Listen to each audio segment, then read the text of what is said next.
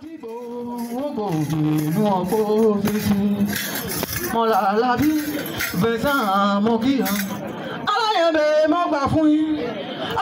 patrimoine qu'on appelle genre oral Guélédé et que nous connaissons ici au Bénin en disant Guélédé, Guélédé, danse Guélédé, Guélédé, est pratiqué à la fois au Bénin, au Nigeria et au Togo, au Nord Togo à Kamboli, et aussi par d'autres communautés qui se sont implantées dans différentes villes du Bénin. On en trouve à Manigri, on en trouve à Parakou, mais en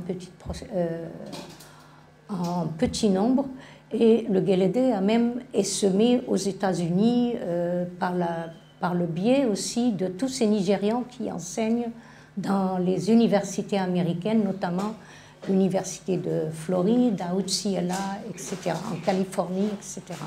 Ce qu'on appelle le genre oral Guélédé, c'est la dénomination que l'UNESCO et sous laquelle nous avons fait inscrire ce patrimoine avec nos collègues de la sous-région, est une pratique qui couvre en réalité l'ère géoculturelle du Bénin, comme je l'ai déjà dit, le Nigeria et le Nord Togo à Kamboli, et qui comprend plus de 40 millions d'habitants, qui sont surtout et qui vivent surtout sur les sites des anciens royaumes Yoruba, tels que les royaumes Egba, Ketu, Save, on dit Save, Chabe à l'époque, Ife, Oyo, Owo, Ekiti et j'en passe. Donc c'est surtout la grande partie se trouve au Nigeria.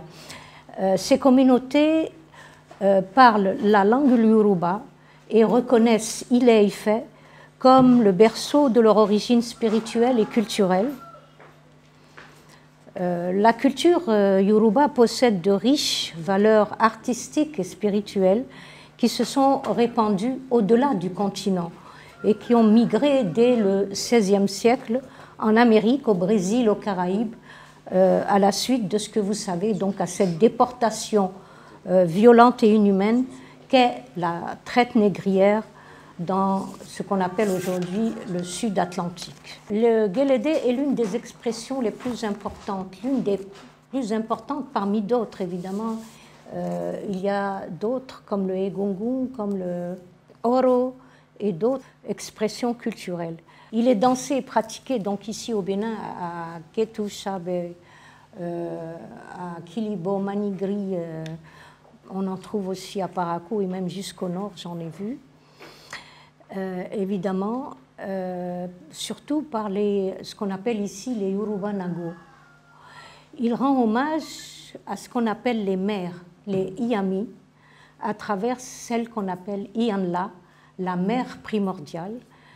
Il rend hommage aussi aux Orishas, qui sont l'équivalent donc des vaudous, particulièrement à Ogu, et aux Orishas féminines telles que Yemoja, Oshun, Oya, Odu, Ile et tant d'autres.